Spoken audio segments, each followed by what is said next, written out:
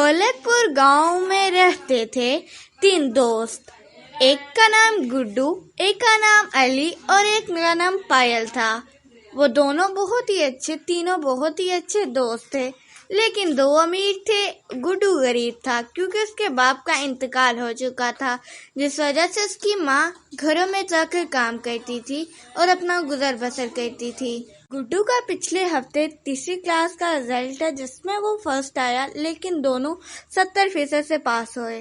गुड्डू, मैंने तो सेलिब्रेशन की है, वो भी सिर्फ 70% पास होने पर। तुम कब करोगे? तुम तो फर्स्ट भी आए हो। और मेरा 3 पाउंड का केक था जो बहुत ही महंगा था। तुम्हारी औकात ही नहीं ये खरीदने की। और अब बताओ तुम सेलिब्रेशन कब कर रहे हो? हमारा तो तुम केक खा लिया, अब अपना केक कब खिलाओगे? हाँ गुड्डू, सेलिब्रेशन कब करोगे? तुम हमारी सेलिब्रेशन पे आ जाते हो और हमारी बर्थडे पे भी आकर केक खा लेते हो, लेकिन अपनी बर्थडे पे या सेलिब्रेशन पे तुम हमें नहीं बुलाते, बल्कि बर्थडे पर भी 2 टॉफियां देकर हमें बस खुश कर देते हो। सेलिब्रेशन का कह रहे हो ना? तुम लोगों को मैं दे रहा हूँ, अगले हफ्ते मेरे घर आना, पूरे 5 पाउंड का केक खिलाऊंगी। ऐसे बर्थडे किसी ने भी सेलिब्रेशन नहीं की होगी जैसी मैं करूंगी, और तुम लोग आ जाना हफ्ते को। ये है गुड्डू की माँ।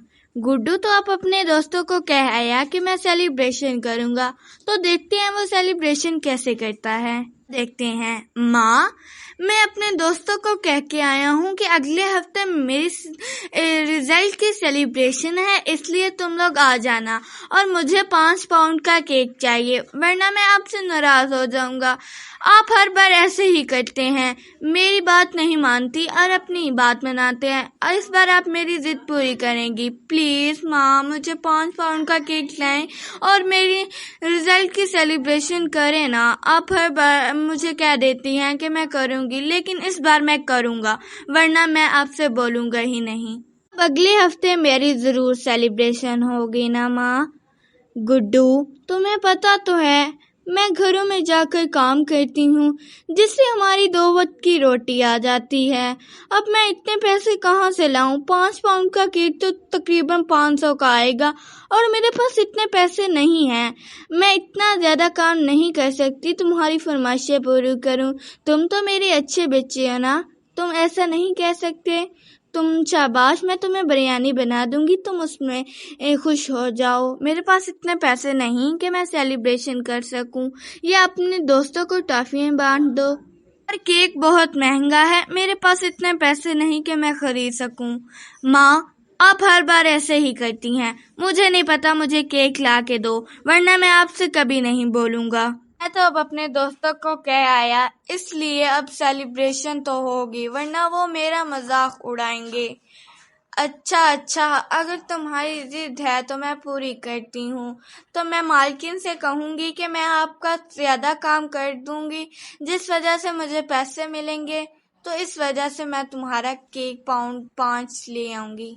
या मम्मा, आप कितनी अच्छी हैं, आपका मेरा कितना ख्याल है।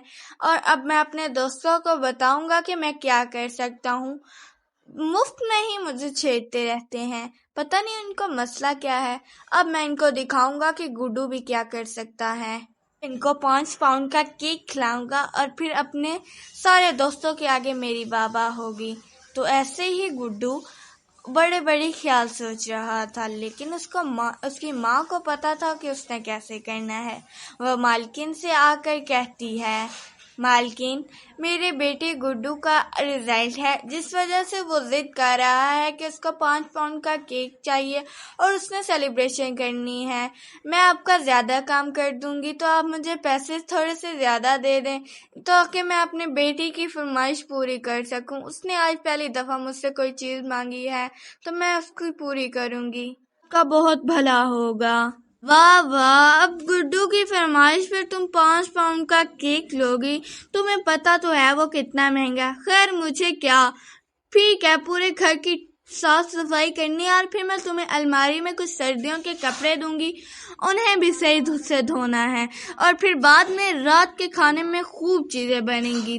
میں بھی تو تھوڑا سا کام کرواؤں نا، آخر پیسے لینے ہیں تم نے۔ ٹھیک ہے مالکن، آپ مجھے بس 700 روپیہ دے دیجئے، کیونکہ 500 کا تو کیک آ جائے گا، اور پھر سیلیبریشن کے لیے کچھ سامان بھی چاہیے، تو اس لیے وہ 200 روپے کا میں سامان لے آؤں گی۔